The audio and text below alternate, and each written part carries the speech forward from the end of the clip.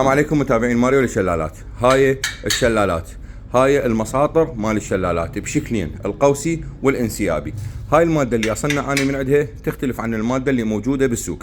اني اصنع لك من مادة الفافون او الالمنيوم. لاحظ هذا مغناطيس بس لكن على المعدن ما يكلب. ادز لك المسطرة، اذا وصلت لك وكلبت بيه المغناطيس لو شعراية ترجعها وتاخذ فلوسك ضعف.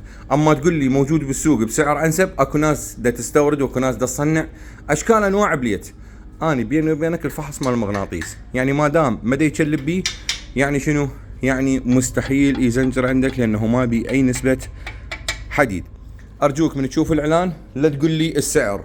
ليش؟ لانه عندي قياسات تبدي من 20 سنتيم 30 40 50 60 70 توصل متر، توصل متر و20، توصل متر ونص، توصل حتى ل10 متر.